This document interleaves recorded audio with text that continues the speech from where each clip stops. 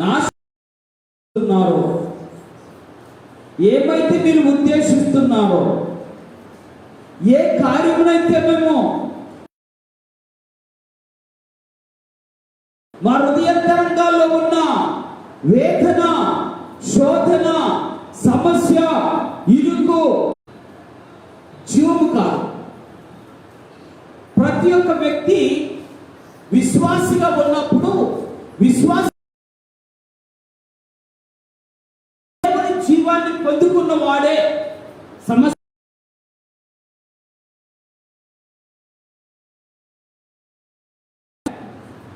దేవుని యొక్క ఆలోచన తలంపు ఏంటంటే నీవు నేను కూడా. అర్థమవుతుందా? సమృద్ధి అనే జీవము కావాలి. ఉజ్జీవింప చేసేది నా జీవితాలు ఉజ్జీవింపబడాలంటే నీలో నాలో సమృద్ధి అనే జీవం ఉంటే. మీరు 40 దినాలు ఉపవాసం ఉంటున్నాను అన్న వారి గురించి నేను మాట్లాడుతున్నా. 40 దినాలు ఉపవాసం ఉండండి అనే దాని గురించి నేను మాట్లాడు.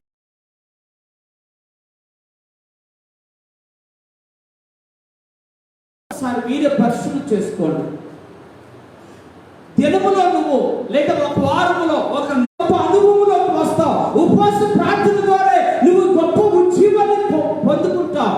ఉపవాస ప్రార్థన ద్వారా నీ గొప్ప అద్భుతాన్ని దేవుడు అనుగ్రహించాడు. గొప్ప విమోచన ఇశ్రాయేలు ప్రజలకు అనుగ్రహించాడు. కేవలం ఉపవాసం. అద్భుతాలు చూసిన వారు అనేక మంది ఉన్నారు. దేవుని స్తోత్రం.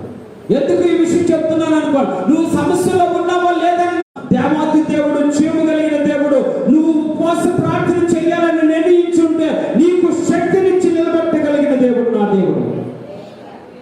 అర్థమవుతుందండి? మీకు శక్తినిచ్చి నిలబెట్టగలిగిన దేవుడు. తీర్మానం నా దేవుడు అంగీకరిస్తాడు. ఎందుకో తెలుసా? ఆయన సన్నిధిలో గడిపిన నీవు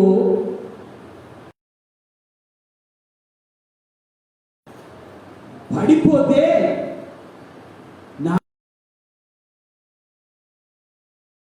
నిన్ను పడకుండా చూస్తాడు. దేవుని స్తోత్రం.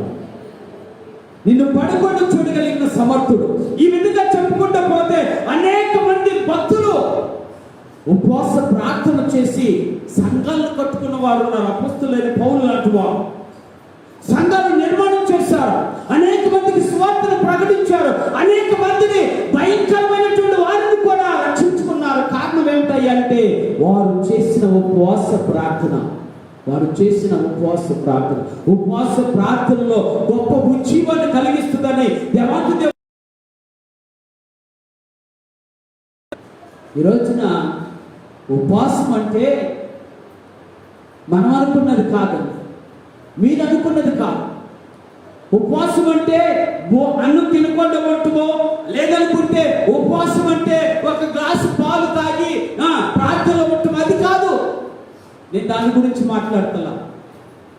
ఉపవాస ప్రార్థన అంటే దేవునికి దగ్గరగా ఉండే జీవితం కంటే ఇంకేముందంటారు? దేవునికి సమీపంగా ఉండే జీవితం కంటే శ్రేష్ఠ. అందుకే చెప్తున్నా, ఇది కనుక నువ్వు నిజంగా ఉపవాస ప్రార్థన అంటే దేవునికి దగ్గరగా ఉండే జీవితం నీలో ఉంది అంటే అది నీ జీవితంలో ఒక గొప్ప అద్భుతాన్ని చేయగలమో లేదు, అద్భుతాన్ని చేస్తాడు. ఒకవేళ నువ్వు నిజంగా తీర్మానం చేసుకొని, అవునయ్యా నేను ఉపవాస ప్రార్థన చేయాలి కాబట్టి నేను ఏం తినను, అది తీర్మానం. కానీ దేవునికి దగ్గరగా లేకుండా ఉపవాసం ఉన్నానండి, దేవుని సన్నిధిలో గడపకుండా అయ్యా నేను ఉపవాసం ఉంటున్నాను అయ్యా అంటే ఉపవాస ప్రార్థన నీలో ఉజ్జీవాన్ని రగిలిస్తుంది. ఉపవాస ప్రకారంగా నీలో ఉన్నటువంటి రక్త కణాలన్నీ కూడా బాగా శుద్ధి చేయబడి రక్త ప్రసరణ బాగా జరిగి ఆరోగ్యంగా ఉండగలిగే ఉపవాసం. అమ్మో నాయను అంటాను, నేను ఉద్యోగపడుతున్నానండి అని. ఉద్యోగం అంటే నిజమైన అర్థం ఏమిటంటే మానవ జీవితంలో చనిపోయిన స్థితిలో నుండి బ్రతికించబడతాం. ఉద్యోగం ఏ స్థితిలో అంటే ఆత్మీయ జీవితంలో చనిపోయినటువంటి స్థితిలో ఉన్న నీవు నేను బ్రతికించబడతాం. నిజమైన ఉద్యోగం. దాన్ని రివైవల్ అంటారు ఇంగ్లీష్లో. రివైవల్ అంటే ఏంటో తెలుసా? మనిషి ఆ ఆపస్మరక స్థితిలో ఉన్నప్పుడు, మూర్ఛల్లిపోయిన స్థితిలో ఉన్నప్పుడు, భయంకరమైనటువంటి పరిస్థితుల్లో అంటే మన భాషలో ఐసీలో ఉన్నప్పుడు, ఆ ఐసీలో ఉన్న వాడిని బ్రతికించగలిగే ఆక్సిజన్ ఉంది చూసారా? ఆ ఆక్సిజనే ఉద్యోగం. అది దేవుని ద్వారానే కలుగుతుంది, అది దేవుడిలోనే దొరుకుతుంది. ఆ దేవుడే నీకు అనుగ్రహించాలని ఆశపడుతున్నాడు. నీ జీవితంలో గొప్ప ఉద్యమం చూడాలనుకుంటే, నీ జీవితంలో ఒక అద్భుతమైన కార్యాన్ని చూడాలంటే, నీకు చేతులెత్తి చెప్తున్నా నా ప్రియ దేవుని బిడ్డలారా, ఉపవాస ప్రార్థనలు చేయకుండా మానవత్వం. ఉపవాస ప్రార్థనలు చేయకుండా మానవత్వం. మన పరిశీలన చేసుకున్నప్పుడు మన జీవితంలో చిన్న చిన్న కార్యాలండి, మన జీవితంలో చిన్న చిన్న కార్యాలు, అసాధ్యమైన కార్యాలు చేసే దేవుడు, అద్భుతాలు చేసే దేవుడు నీ పట్ల ఈ చిన్న కార్యాలు చేయలేడండి. కానీ మనకేం లేదు, విశ్వాసం ఎందుకు లేదు? తట్టుడు ఉంది. విశ్వాసం మామూలుగా లేదు మనకి. అర్థమవుతుందా? మనకి ఎంత విశ్వాసం ఉందంటే దేవుడు అడిగిన దానికంటే అధికంగా ఉంది. మాట్లాడదా మనం కనుక ఒకసారి అడిగామనుకో, అమ్మ నువ్వు ఎలా విశ్వాసం ఉన్నావు, విశ్వాసం ఉందా నీలో అంటే, ఎందుకు లేదు ఎవరు విశ్వాసం అంటే మామూలుగా పప్ప ఎక్కడ ఎంత ఉందంటే అంత ఉందంట. కానీ వాస్తవానికి దేవుడు ఆశించిన విశ్వాసం ఎంతో తెలుసా? అర్థమవుతుందా మీకు? దేవుడు ఆశించిన విశ్వాసము ఆవగించంత. అంటే నీవు అర్థమైపోవాలి నీకు, నా జీవితాల్లో అంత కూడా కనపడతలేదేమో దేవునికి, అందుకని కార్యాలు చూడలేకపోతున్నామేమో దేవుని ఎదుట. అందుకని దేవుని చెప్పిన గొప్ప ఆశీర్వాదకరమైన జీవితాన్ని అనిపించలేకపోతున్నామో. ఉపవాస ప్రార్థనలు లేక దేవునికి దూరంగా బ్రతుకుతున్నామేమో. ఈరోజు దేవుని సన్నిధిలో చెప్తున్నా, నీవు నేను దేవుని చేత ఉజ్జీవింపబడాలి. బ్రతికి మంచి స్థితిలోనికి రావాలి అంటే, మనలో ఉన్నటువంటి పడిపోతున్న స్థితి నుండి దేవుడు మనల్ని ఉద్యమంలోనికి నడిపించాలి అంటే, ఇది దేవుని వలనే కలిగే కార్యము, మనుషుల వలన కలిగేది కాదు. దేవుడే చేయగలుగుతాడు. దేవునికి దగ్గరైన వారిని ఏమాత్రము కూడా దేవుడు తోసివేసే దేవుడు. ఆయన ఎప్పుడు కూడా నువ్వు పాపిపోయా, నువ్వు నా దగ్గరికి రా అనలే. అన్నాడా? నువ్వు దుర్మార్గుడివి, నువ్వు నా దగ్గరికి రాలా, నువ్వు నరహంతుడికి నా దగ్గరికి రావద్దు అన్నాడా? మనం ఏమనుకుంటాం తెలుసా? అమ్మో ఇన్ని పాపాలు చేసింది నేను, దేవుడి దగ్గరికి వెళ్తే దేవుడు ఎట్లా ఆలకిస్తాడు నా ప్రార్థన? వద్దు, అది మర్చిపోయాడు. ఆ తలపి నీలో నుండి తీసేసుకోండి. నా దేవుడు వచ్చింది నాలాంటి పాపులను రక్షించడానికి. నా దేవుడు వచ్చింది చనిపోయినటువంటి వారిని బ్రతికించడానికి. నా దేవుడు వచ్చింది బలహీనులను బలపరచడానికి. నా దేవుడు వచ్చింది వ్యాధిగ్రస్తులను స్వస్థపరచడానికి. నా దేవుడు వచ్చింది నీ జీవితంలో కార్యములు చేయటానికి.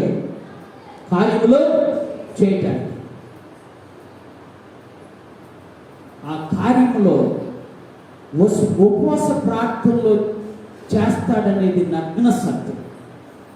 ఉపవాస ప్రార్థన ఏం జరుగుతుందో మీకు ఒక చిన్న సైంటిఫికల్ రీజన్ చెప్తాను. ఏంటంటే, ఉపవాస ప్రార్థన చేసుకోవడానికి ఒకవేళ నువ్వు అన్నం తినకుండా దేవుని సన్నిధిలో ఉన్నామనుకోండి, ఆటోమేటిక్గా నీలో ఒక తృష్ణ పెరుగుతూ ఉంటుంది. ఆకలి అవుతుంది కదా, అవుతుందా అవుదా? ఆకలి అవుతుంది. ఆకలి అయినప్పుడు ఏం జరుగుతుందో తెలుసా? గుండె వేగంగా కొట్టుకోవడం ప్రారంభించేస్తుంది. గుండె వేగంగా కొట్టుకుంటే ఏం జరుగుతుందో తెలుసా? ఆటోమేటిక్గా గుండెలో నుంచి రక్తము ప్రసరణ అవుతుంటే, ఆ రక్త ప్రసరణ ద్వారా నీలో ఉన్నటువంటి ఆ రక్తంలో ఉన్నటువంటి ఆ యొక్క కొలెస్ట్రాల్, కొవ్వు పదార్థాలన్నీ కూడా కొట్టుకొని పోతాయి. అందుకని చెప్తారు పెద్దలు ఏమంటారు తెలుసా, ఎప్పుడు వారానికి ఒక్కసారన్నా నెలకు ఒక్కసారన్నా బొవ్వ లేకుండా ఉండమ్మా అంటారు. మనం ఏమనుకుంటాం తెలుసా, అయ్యా ఇవాళ వండుకోవడానికి బియ్యం లేకే ఉన్న ఉపవాసం అంటారు. అది కాదు, వండుకోవడానికి బియ్యం లేకుంటే ఉపవాసం కాదు. ఉండి వండుకోకుండా ఉండి తినకోకుండా ఉండి అది చేసే ఉపవాసమే అది నిజమైన ఉపవాసం.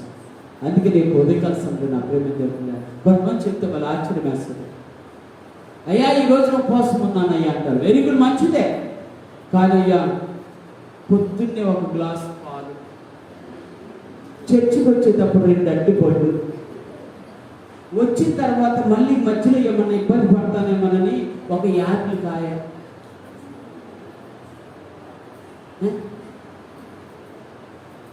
ఎటువంటి ఉపవాసాలు చేసేవాళ్ళు. మళ్ళీ కొంతమంది అయితే ఉపవాసం అని పేరు చెప్పి ఇంట్లో పొండడం ఉప్మా వండుతారు. పొండడం ఉప్మా కదా, ఉప్మా నా మీకు చేతులు చెప్తున్నా.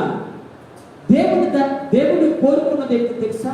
కీర్తనకారుడు చెప్తా మాట నాకు ఎందుకనో ఇప్పుడు మీకు చెప్పాలని ఆశపడుతున్నాను. అక్కడ చెప్తూ కీర్తనకారుడు మనం చదివినటువంటి వచనంలో దేవాతి దేవుడు సరిస్తూ 6వ వచనంలో అంటాడు, నా యందు నివసించినట్లు దేశములో నమ్మకస్తులైన వారిని నేను అంటే అర్థమైందా? ఎవరు కనిపిస్తున్నాడు? ఎవరు కనిపెడుతున్నాడు? దేవాతి దేవుడు నమ్మకస్తులైన వారు. అర్థమవుతుందా? ఒకసారి మీ మనస్సులను పరిశీలన చేసుకోండి. దేవుడు కనిపెట్టేది ఎవరిని అంటే నమ్మకస్తులైన వారు. ఎందుకో చెప్పనా? నమ్మకము లేదనుకుంటే దేవుని మీద నమ్మకం ఉంచేవారు మహాశక్తి కలిగిన వారు. మహాశక్తి కలిగిన వారు. రెండో వాళ్ళు ప్రార్థన చేసేవారు, నమ్మకంగా ప్రార్థన చేసేవారు, ఇంకా మహాశక్తి కంటే ఉన్నతమైన శక్తిని కలిగిన వారు. ఉన్నతమైన శక్తిని కలిగిన వారు నమ్మకంగా ఉండి ఉపవాస ప్రార్థన చేసేవారు ఇంకా బలమైన వారు. అంటే మీ భాషలో చెప్తే ఇంగ్లీష్లో సూపర్లేటివ్ డిగ్రీస్ ఆఫ్ కంపారిజన్ అనమాట. గుడ్, బెటర్, బెస్ట్ లాగా. అర్థమవుతుందా? నువ్వు నమ్మకంగా ఉంటే దేవుని నమ్మకం ఉంటే నువ్వు మంచోడివి. ఓకే, నువ్వు మంచోడివి. దేవుడు కనుక నువ్వు దేవుడి సన్నిధిలో నమ్మకంగా ప్రార్థన చేస్తూ ఉంటే నువ్వు ఇంకా మంచోడివి. దేవుని సన్నిధిలో ఉపవాసం ఉండి ప్రార్థన చేస్తే నువ్వు ఉన్నతమైన వాడు. దేవుని స్తోత్రం. ఉన్నతమైన you are the best in the sight of the Lord. దేవుని దృష్టిలో నువ్వు చాలా ఉన్నతమైన వాడివిగా తీర్చిదిద్దబడతావు. దేవాతి దేవుడు శ్రమిస్తున్నటువంటి మాట ఏంటంటే నీవు కనుక ఒక్కసారి ఉపవాసం ఉండి ప్రార్థన చేయగలిగితే అనేకమైన అద్భుతాలు నీ జీవితంలో చూస్తావు. అసాధ్యమైన కార్యాలు చేసే దేవుడు నీ పట్ల తప్పనిసరిగా అసాధ్యమైన కార్యాలే చేస్తాడు. ఇప్పుడు మీకు డౌట్ రావచ్చు, అయ్యగారు ఉపవాసం ఉండి ప్రార్థన చేస్తేనేనా దేవుడు అసాధ్యమైన కార్యాలు చేసేది అని. నేను అంటున్నాను, ఉపవాసం నుండి ప్రార్థన చేస్తే నిజంగానే అసాధ్యమైన కార్యాలు చేస్తారు. ప్రార్థన లేకుండా ఉండి ఉపవాసం ఉంటే అది సరి అయినది. ఈ మధ్య ప్యాషన్ ఎక్కువైపోయింది తెలుసు. ప్యాషన్ డిజైర్ ఏంటో తెలుసా? చాలా మంది నన్ను కూడా అడిగారు, అయ్యారు మీరు ఎప్పుడు ఉపవాస ప్రార్థనలకు తుండేస్తారండి అంట. ఏంటి తుండేస్తారండి అని అడిగారు. అరే నేను పిండేస్తాను రా. అర్థమైందా? నేను తుండేయను. తుండి మెల్ల వేస్తారట, అది నేను వేయను, నేనైతే పిండేస్తానని చెప్పాను. ఈ దండం పెడతా అయితే నేను రాలేను. అవును, తుండేసుకొని చెప్పులు లేకుండా ఊరంతా తిరిగి ఉపవాస ప్రార్థన అని చెప్పుకునే భక్తులకి మీ దండం పెడతా వాళ్ళకి. అర్థమైందా? అది కాదు దేవుని ఉద్దేశం. దేవుని ఉద్దేశం ఏమిటో చెప్పనా? దేవుని సన్నిధిలోనే ప్రార్థన చెయ్యాలి. దేవుని సన్నిధిలోనే గడపాలి, దేవునితోనే గడపాలి, దేవుని వాక్యంతోనే గడపాలి, దేవునితోనే మాట్లాడుతూ ఉండాలి. దేవుడు మాట్లాడే వరకు మౌనంగా వేచి ఉండాలి, వేచి ఉండాలి. ఇది నిజమైన ఉపవాసం. అందుకే ఉపవాస ప్రార్థనలో కొన్ని ఆత్మ సంబంధమైన విషయాలు, కొన్ని లాభాలు మీతో చెప్పి నేను ముగిస్తాను. మొదటి లాభము పరిశుద్ధ గ్రంథంలో కీర్తనకారుడు శ్రమిస్తూ 35వ కీర్తన 13-14 వచనాలు ఒకసారి చూద్దాం. 35వ కీర్తన 13-14 వచనాలు. వారు వ్యాధితో ఉన్నప్పుడు గోనెపట్టా కట్టుకొని ఉపవాసం చేత వారి ప్రాణమును ఆయాసపరచుకుంటుంది. భక్తుడైన దావీదు తన అనుభవంలో చెప్తున్నటువంటి అద్భుతమైన మాట. ఆయన అన్నాడట, నేను ఎంత భయంకరమైన శ్రమను అనిపిస్తున్నానో ఒకసారి ఆ గ్రంథంలో ఆ వచనాల్లో మీకు చదివితే అర్థమవుతుంది. 35వ కీర్తన అంతా కూడా భయంకరమైన శ్రమలు అనిపిస్తున్న దావీదు భక్తులు కనపడతారు. భయంకరమైన వ్యాధులతో బాధపడుతూ ఉంటాడు, ఆహారం లేక అలవటిస్తూ ఉంటాడు.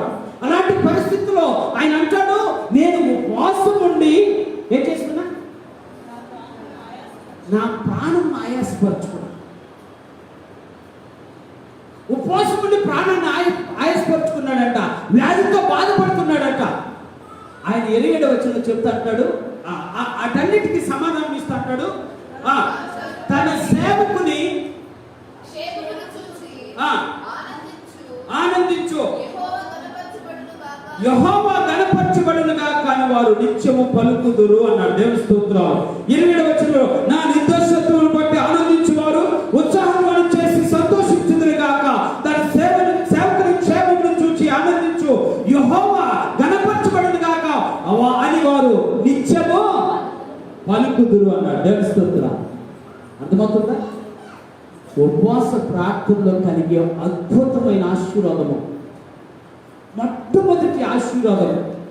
ఎన్నో ఆశీర్వాదాలు ఉన్నాయి, నేను వాటి గురించి నేను మాట్లాడుతున్నా. మొట్టమొదటి నాకు అనుభవంలోకి వచ్చినటువంటి ఒక అద్భుతమైన ఆశీర్వాదం ఏమిటంటే, ఉపవాస ప్రార్థన ద్వారా నీకున్న ప్రతి బలహీనత కొట్టివేయబడుతుంది. ప్రతి విధమైన స్వస్థత దేవుడు నీకు అనుగ్రహిస్తాడు. ప్రతి విధమైన అనారోగ్యం దేవుడు నిన్ను స్వస్థపరుస్తాడు. మహాదేవుడు సెలవిచ్చినట్టుగా ఆయన రాఫా దేవుడు. ఎవరా దేవుడు? రాఫా దేవుడు. ఆయన స్వస్థపరచగలిగిన దేవుడు, ఆయన స్వస్థపరచగలిగిన దేవుడు. కొంతమంది విశ్వాసుల యొక్క విజ్ఞాపన చూసినప్పుడు వాళ్ళు చెప్తున్న మాటలకి ఎంతగానో నాకు భలే ఆనందం వేస్తారు. ఏమంటారు తెలుసా? అయ్యా, నేనైతే ఉపవాసము ప్రార్థన చేసుకుంటా, నేను మందు కూడా వేసుకోవడానికి ఇష్టపడతలేదు అన్నాడు ఒక ఆయన. ఏం వేసుకోడంటే అర్థమైంది. ఎందుకు? ఆయన తీర్మానం చేసుకున్నాడు. ఆయన ఎవరో కాదు, కోటి గారు వాళ్ళ నాన్నగారు మన మధ్య వెళ్ళిపోతే అక్కడికి వెళ్తే ఆయన చెప్తున్నాడు, నేను మందు వేసుకున్నాను, నాకు షుగర్ ఉంది, బీపీ ఉంది, నేను కానీ మందులు వేసుకున్నాను. ఏం చేస్తావన్నా? ఆత్మ చేస్తానన్నాడు. తెలుస్తుంది. అంటే దేవుని మీద ఉన్న నమ్మకము, దేవుని మీద ఉన్నటువంటి విశ్వాసము, దేవుని మీద ఉన్నటువంటి ఆ బలమైనటువంటి ప్రార్థన ఉద్యమము మన జీవితంలో స్వస్థతను కలుగు చేస్తుంది అంటే ఏమాత్రం సందేహము లేదు. ఎందుకంటే నిన్ను స్వస్థపరచడానికే పరలోకము నుండి దేవుడు భూమి మీదకి వచ్చాడు. నిన్ను స్వస్థపరచడానికే ఆ భూమి మీద ఆయన కలువరి శిలువలో మహా గొప్ప భయంకరమైన దెబ్బలు తిన్నాడు. ఆయన పొందిన దెబ్బల చేత నాకు స్వస్థత కలుగుచున్నది అన్నాడు. ఎవరు పొందిన దెబ్బల చేత? దేవుడు పొందిన దెబ్బల చేత. ఎవరికి స్వస్థత? అందుకే చెప్తాను ఈ ఉదయకాల సమయంలో, నీ జీవితంలో ఏ అనారోగ్యం ఉన్నా, నీ జీవితంలో ఏ యొక్క అస్వస్థత ఉన్నా, నీ జీవితంలో ఏ వ్యాధి ఉన్నా, దేవుని దగ్గర అడుగు. దేవుడు నీకు తప్పనిసరిగా స్వస్థతను అనుగ్రహిస్తాడు.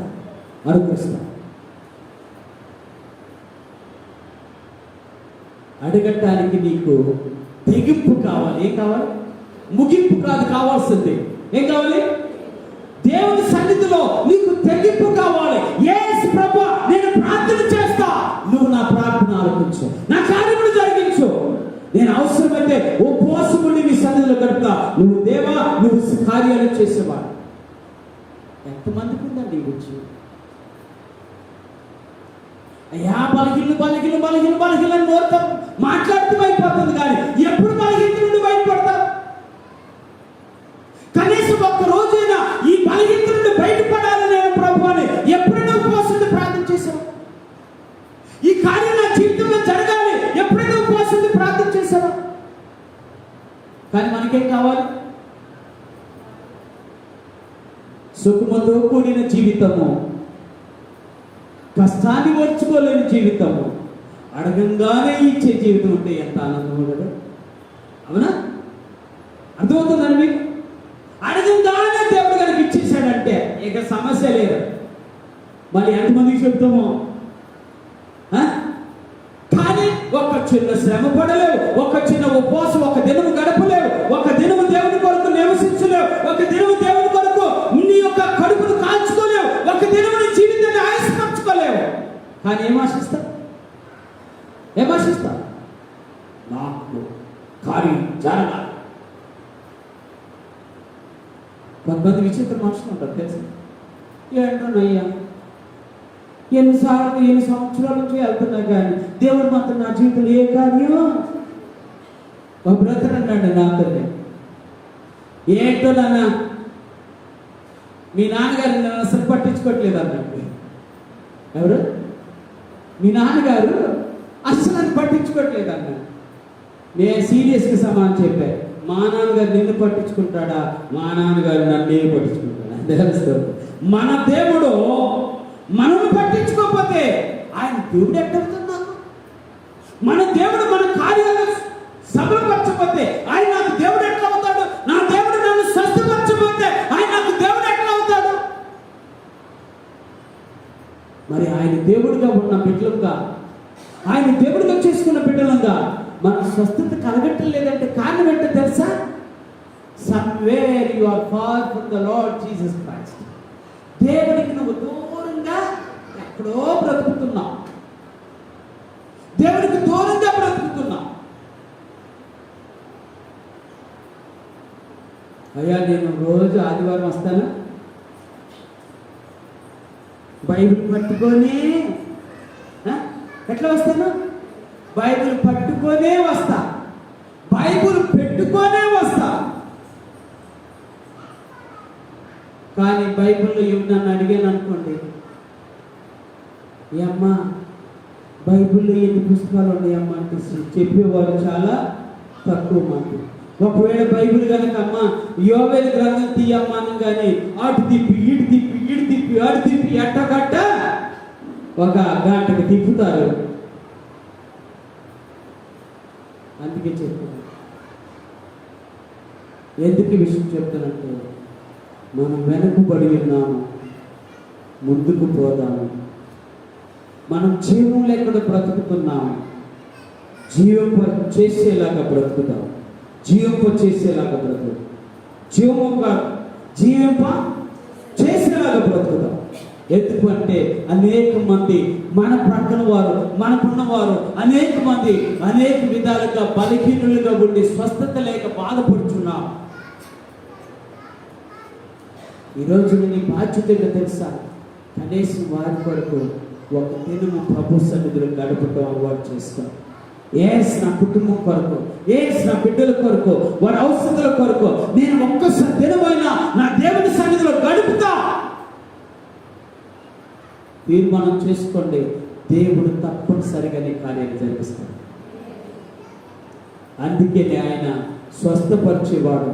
బైబిల్లో చెప్పిన మాట భక్తుడైన దావీదు మోషే గారి కీర్తనకారుడు చెప్తూ అంటాడు, ఏ తెగులు నీ గుడారంలో, ఏ అపాయము నీకు రాదు, ఏ తెగులు నీ గుడారంలో ప్రవేశించదు. అద్భుతమైన దేవుడు ఆయన అంత బహిరంగంగా, ఎలాగంటే బహిరంగంగా నేను నమ్ముకున్న దేవుడు స్వస్థపరిచి యెహోవాను సెలవించడానికి కారణం ఏంటో తెలుసా? ఇశ్రాయేలులు అందరూ ఐగుప్తు దేశంలో ఉన్నారు, అందరూ ఐగుప్తీయులందరూ చుట్టూ ఉన్నారు. గోషెన్ అనేటువంటి చిన్న ప్రాంతంలో ఇశ్రాయేలీయులు ఉన్నారు. చిన్న ప్రాంతం గోషెన్ అనేటువంటి ప్రాంతం. కానీ ఇశ్రాయేలీయులు కాకుండా అనేక మంది ఐగుప్తీయుల చుట్టూ ఉన్నారు. దేవుడు 10 తెగులు పంపించాడు. 10 తెగులు పంపించాడు. ఏ దేశం మీదకి? ఇశ్రాయేలు దేశం మీదకి కాదు, ఐగుప్తు దేశం మీదకి. ఐగుప్తీయులు దేశంలో అనేకమైన తెగుళ్ళు ఉన్నాయి. ఆ 10 తెగుళ్ళు పంపిస్తే మహాదేవుడు ఏం చేశాడు తెలుసా? 10 తెగుళ్ళు కేవలం ఐగుప్తులకు మాత్రమే తగిలి, అక్కడ ఉన్న ఇశ్రాయేలుకు ఒక్క తెగులు తగలదు. దేవస్తున్నారు, ఒక్క తెగులు. వాళ్ళు తీసుకున్నటువంటి నీళ్లు రక్తంగా మార్చిపడ్డాయి, కానీ ఇశ్రాయేలు తీసుకున్న నీళ్లుగానే ఉండిపోయాయి. ఎంత అద్భుతం అంటే! అందుకని దేవుడు చెప్పాడు, మోషే అన్నాడు, నేను నమ్ముకున్న దేవుడు స్వస్థపరచగలిగిన దేవుడు, ఏ అపాయం రాకుండా కాపాడగలిగిన దేవుడు, ఎంత తెగులునైనా ఆపగలిగిన శక్తి కలిగిన దేవుడు, నా ప్రజలైన ఇశ్రాయేలును ఆ విధంగా రక్షించాడు అని గర్వంగా చెప్పుకున్నాడు. మనకేది గర్వం? మనకేం ఆకారం ఎక్కువ? ఏ గర్వం? ఏ గర్వం ఎక్కువ?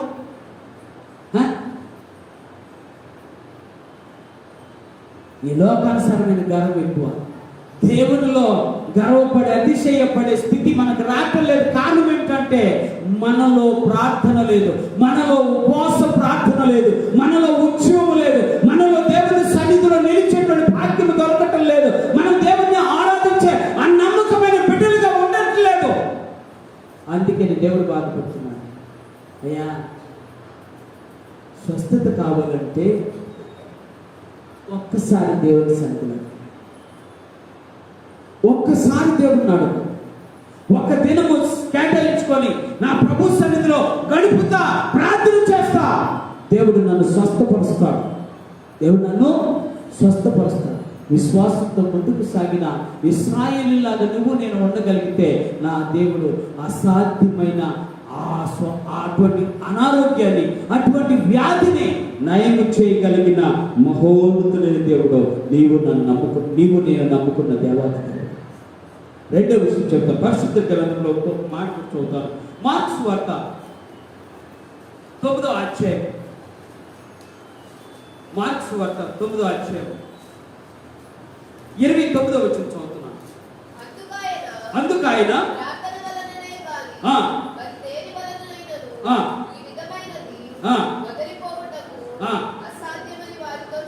దేవుని స్తోత్రం. ఒక రోజున ఒక దయ్యం పట్టినటువంటి ఒక ఆయన్ని యేసుక్రీస్తు శిష్యుల దగ్గరికి తీసుకొచ్చారు. అక్కడ స్టోరీ అది మీరు చదివితే 9వ అధ్యాయంలో చదివితే, తీసుకొస్తే శిష్యులందరూ ప్రార్థన చేశారు, కానీ దెయ్యం పాలు. ఏం పాట? దెయ్యం పాలు. అమ్మో, నేను చూడు, ఒక చిన్న ప్రశ్న వేసుకున్నాను. ప్రార్థన చేసే మనకే దెయ్యాలుంటే ఇంకా మనమే దెయ్యాలు వదిలేస్తాం, మనమే దెయ్యాలు వదిలేస్తాం. కొంతమంది చెప్తారు, దెయ్యం కంటే అది మనీతిగా ప్రవర్తిస్తుందండి మా ఆవిడ. ఎవరు? మా ఆవిడ ఎలా ప్రవర్తిస్తుందట?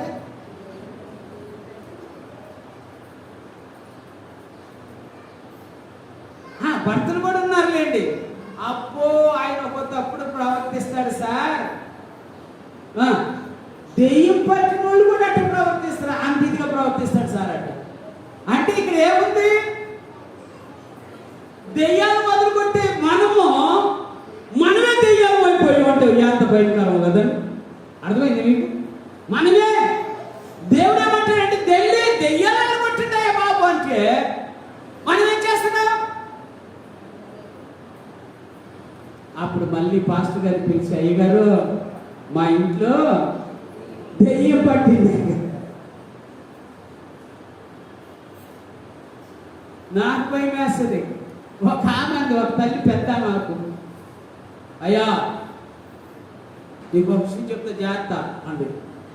ఏ చెప్పమ్మా అంటే అంది, అయ్యా దయచేసి నువ్వు మాత్రం ఎవరి మీద చేతులు ఇచ్చి ప్రార్థన చేయొద్దు అయ్యా అంది. నాకు అర్థం కాదు.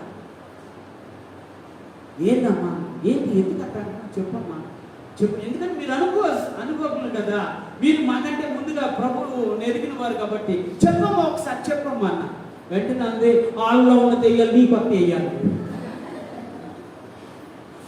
వాళ్ళలో ఉన్న దెయ్యాలు నీ కొత్త వేయాలి. నేను చెప్పా, అమ్మా దెయ్యాలను వేలగొట్టే అధికారం ఇచ్చిన దేవుడు, ఆ దెయ్యాలు నా జోలికి రావు.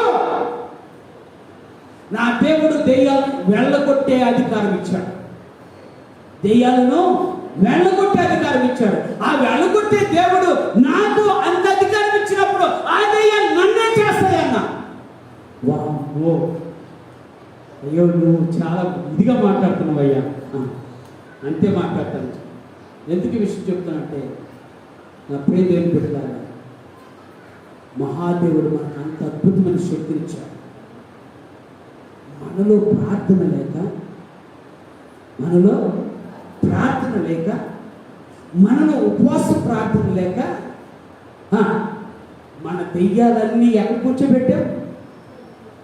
ఇంట్లో ఒక మూల కూర్చోబెట్టాం. అమ్మాయి అవసరం వచ్చినప్పుడు పిలుస్తా కానీ, అవసరం వచ్చినప్పుడు మా ఆయన కోపం వచ్చినప్పుడు లేదా నా కోపం వచ్చినప్పుడు అప్పుడు పిలుస్తా కానీ, అప్పుడు దాకా ఎక్కడుండు ఆయన మాత్రం బయటికి తోలుతారా లోపలనే. అమ్మా దేవుని బిడ్డలు అమ్మ, ఆయన చెప్తాడు. ఆ కింద ఫుట్ నోట్లో ఆ మాట ఉంటుంది, ఒకసారి చదవండి. వచ్చిన ఫుట్ నోట్లో ఏంటంట, ఉపవాసం వలన ఏపోతే అర్థమైందా? దేవుడు ఉపవాసం వలన అధికారాన్ని పొందుకుంటావు. దేవుని స్తోత్రం. అద్భుతమైన అధికారాన్ని పొందుకుంటావు. దేనివల్ల? ఉపవాసం వలన. ఉపవాస ప్రార్థన వలన దేవుడు నీకు అధికారం ఇస్తాడు. నా దేవుడు శక్తిమంతుడు, నా దేవుడు శక్తిమంతుడు. ఆయన శక్తి ఆయన బిడ్డలమైన మనకే ఇస్తాడు. నాకే ఇస్తాడు ఆ శక్తిని, నాకే ఇస్తాడు. ఎవరికి అంటే తీర్మానం, నా దేవుడు నాకు శక్తిని ఇస్తాడు. ఆయన శక్తినిచ్చే దేవుడు. ఆయన దెయ్యం పట్టిన వాడినే కాదండి, దెయ్యాల సేననే వదిలించిన దేవుడు. దేవుని స్తోత్రం. ఒక్కరిని కాదు. ఒక ఆయన తీసుకొచ్చారు కదా ఆయన దగ్గరికి, ఒక ఆమెని. ఆమెకి ఎన్ని దెయ్యాలు పట్టియాట? ఎన్ని దెయ్యాలు? 7 దెయ్యాలు పుట్టినాయంట. వదిలిస్తే ఒక దెయ్యం వెళ్ళి ఇంకొక 7 దెయ్యాలు తీసుకొచ్చిందట. ఒక దెయ్యం పోయి, చూడండి, ప్రార్థన లేకపోతే ఇంట్లో నీ జీవితంలో ప్రార్థన లేకపోతే నువ్వు వదిలించిన దెయ్యం 7 దెయ్యాలు తీసుకొని వస్తుంది. అప్పుడు ఇంటేడుగురు ఏడుస్తూనే ఉంటారు. ఏందన్నా అసలు కరువు అయిపోయింది, సంతోషం అసలు రావట్లేదు. ఎందుకు రావట్లేదు తెలుసా? ప్రార్థన లేకుండానే జీవితాన్ని కొనసాగిస్తున్నా, దేవుని సన్నిధిలో ఆనబెడుతున్నా, దేవుని సన్నిధిలో మనం చేస్తున్నా. నీ కుటుంబంలో ప్రార్థన ఉంటే నీ గృహమునకు సరిహద్దుల్లో కూడా సాతానుడు రాడు. నీలో ప్రార్థన, నీ ఇంట్లో ప్రార్థన లేకపోతే వాడు పక్కన ఎదురు చూస్తూ ఉంటాడు. ఎప్పుడు అవకాశం దొరికిందా మీ జీవితాలను నాశనం చేయాలని చూస్తాడు. ఈ రోజున అధికారము కలిగిన దేవుడు అద్భుతమైన శక్తిని, అద్భుతమైన అధికారాన్ని ఉపవాస ప్రార్థన ద్వారా ఇస్తున్నాడంటే ఏమాత్రం సందేహము లేదు. మూడో మాట చెప్పి ముగిస్తాను. ఇంకొక మాట దేవత దేవుడు శ్రమిస్తూ ఒకసారి పరిశుద్ధ గ్రంథంలో మత్తయి సువార్త 4వ అధ్యాయము 3-4 వచనాలు చదివినప్పుడు మనకి ఒక విషయం మనకు అర్థమవుతుంది. చదువు. ఆ శోధకుడు యేసు యొద్దకు వచ్చి, నీవు దేవుని కుమారుడు అయితే ఈ రాళ్ళు రొట్టెలగునట్లు ఆజ్ఞాపించుము.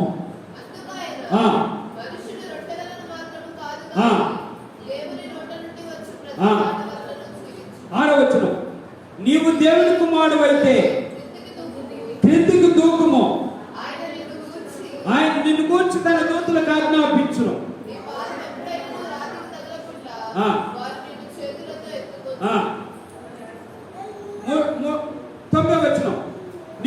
సాగిలపడి నాకు నమస్కారం చేసిన యెడల వీటన్నిటిని నీకు ఇచ్చేదనని ఆయనతో చెప్పగా యేసు వానితో సాతానా, ఓకే దేవుని స్తోత్రం.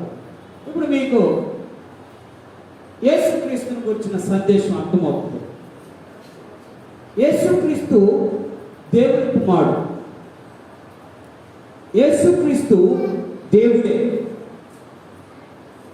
దేవుడు దేవుడి కుమారత్వాన్ని ధరించుకొని మానవుడిగా ఈ లోకానికి వచ్చాడు. రైట్? ఎవరు? దేవుడు కుమారత్వాన్ని ధరించుకొని మానవుడిగా ఈ లోకానికి వచ్చాడు. నాయన చూడాలి, మీ ఆలోచనలన్నీ దూరంగా పెట్టండి, ఇక్కడ చూడండి. దేవుని కుమారుడిగా ఈ లోకానికి వచ్చాడు, నరరూపధారిగా వచ్చాడు. వచ్చిన తర్వాత ఆయన 30 సంవత్సరాలు ఎక్కడ కనిపించలా. అంటే ఆ మొదట 8 నెలలు తప్ప. ఓకే, మొదట 12 సంవత్సరాలు తప్ప ఎక్కడ దేవుని మందిరంలో ఉన్నట్టుగా మనకు కనపడదు. 12 సంవత్సరాల వయసులో ఉన్నాడు. 8వ రోజున సున్నతి చేయించారు, దేవుని మందిరానికి ప్రతిష్ఠించారు, దేవుని మందిరానికి తీసుకొచ్చారు. ఆ తర్వాత యేసుక్రీస్తు ఏమయ్యాడో ఎవరికి తెలియదు. మళ్ళీ 30 సంవత్సరాలు దాటిన తర్వాత యేసుక్రీస్తు వచ్చాడు. రావటమే ఎవరి దగ్గరికి వెళ్ళాడు? అర్థం కాలే. రాగానే ఎవరి దగ్గరికి వెళ్ళాడు? బాప్తిస్మం ఇచ్చి యోహాను దగ్గరికి వెళ్ళాడు. బాప్తిస్మం ఇచ్చి యోహాను దగ్గరికి వెళ్ళి, యోహాను నాకు బాప్తిస్మం ఇయ్యాను. అదేంటయ్యా, అసలు చెప్పుడు వారు ఇప్పటికి నేను యోగ్యుడు కాదు కదా, నా ద్వారా నువ్వు బాప్తిస్మం పొందటం ఏంటి?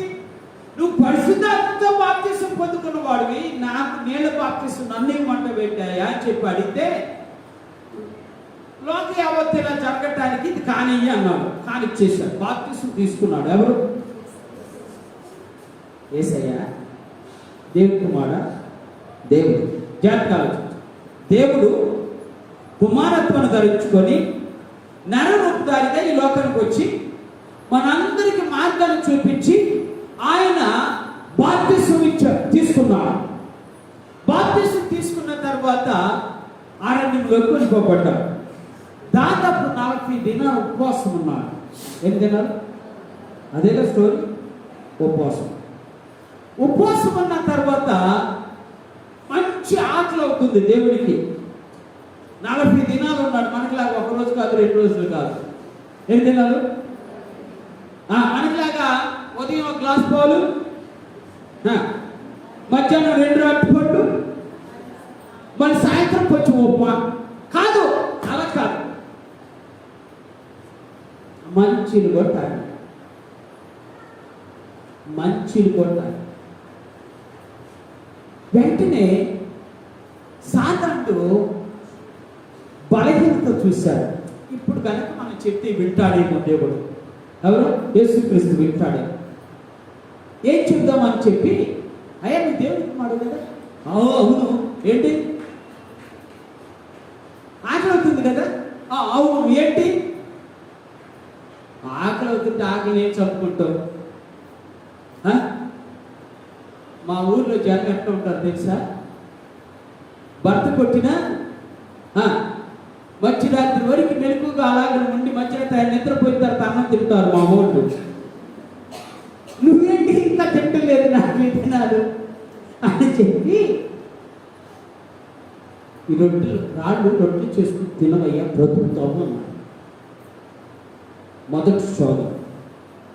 దేవుడు అన్నాడు, అయ్యా మనుషుడు రొట్టె వలన మాత్రమే కాదు జీవించదు, కానీ దేవుని నోట నుండి వచ్చిన మాట వలన దెబ్బ తిరిగిందాడు. అయ్యా పోలేకపోతే దేవుని మాట తింటున్నా. అర్థమైందా? ఏం తిన్నా? దేవుని ఆహారం, జీవాహారం తింటున్నా. ఈ మాట ఈ ఏంటి పెద్ద లెక్క నాకు అన్నాడు. సరే అని వెళ్ళిపోయాడు. మళ్ళీ వచ్చాడు. వచ్చిన తర్వాత ఏమన్నాడు? అయ్యా నువ్వు దేవుని కుమారుడు కాదు, కుమారుడు అయి ఉండి నువ్వు అక్కడి నుంచి ఆ శిఖరం నువ్వు దూకావనుకో, దేవదూతలు పట్టుకుంటే బైబిల్లో చెప్పింది కదా. ఎందుకంటే బైబిల్ మనం తిరిగి చక్కగా వల్లిస్తున్నాడు. మనం కూడా అంతే, అప్పుడప్పుడు అవసరానికి బైబిల్ చక్కగా మన జీవితంలో ఇరికిస్తాం అవసరానికి.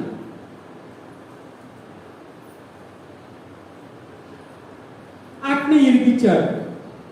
దేవుడికి అర్థమైపోయింది, అమ్మ వీడు వాక్యం కూడా తీసుకొచ్చి మాకి చెప్తున్నాడు అనుకున్నాడు. అప్పుడు గట్టిని అన్నాడు, ఓయ్ దేవదూతలు పట్టుకుంటారు అనేది వాస్తవమే, కానీ నీ మాటకు లోపడటమో మాత్రం నేను చెయ్యను అన్నాడు. తెలుస్తుంది, చెయ్యను, దూకను, తెలుసు నాకు దేవుడు పట్టుకుంటాడు తప్పనిసరిగా. ఓకే, దేవుడు పట్టుకుంటాడు, చెయ్యి.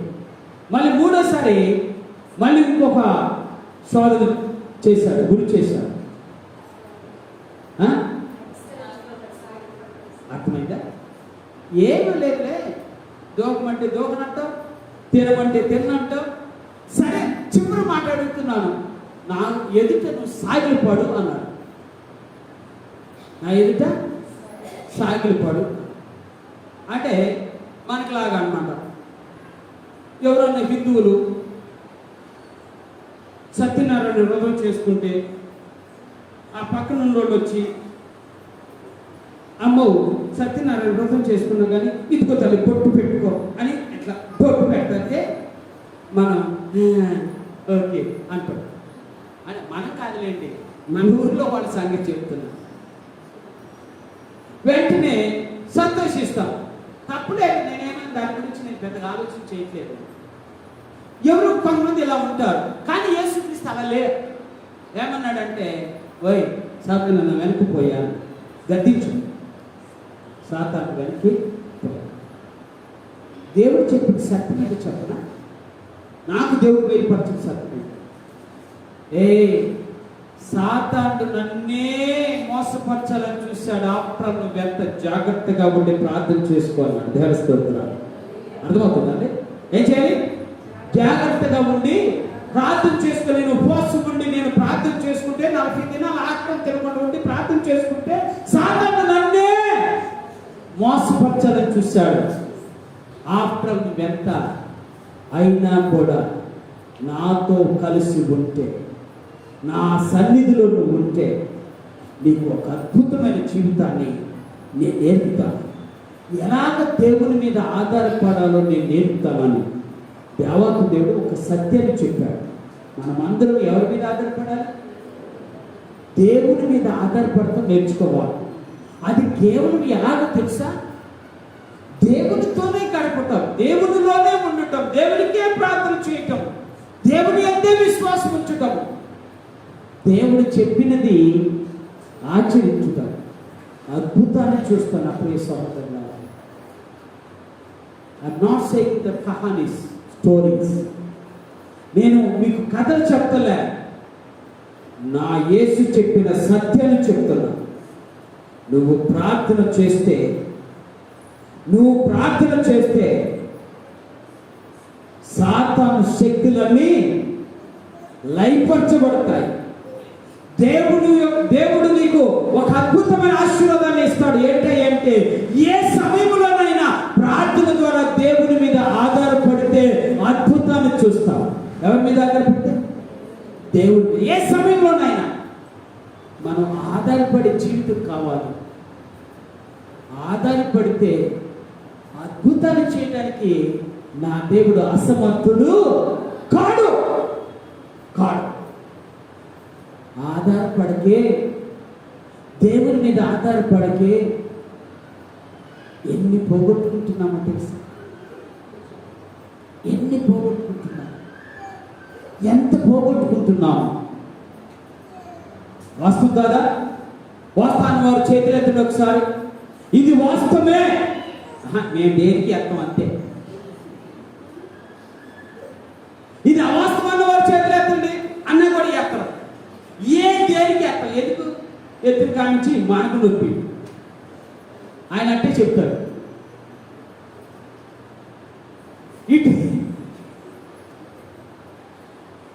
మంచికి ఎత్తరు, ఇటు చెడుకి ఎత్తరు. ఏమమ్మా మనం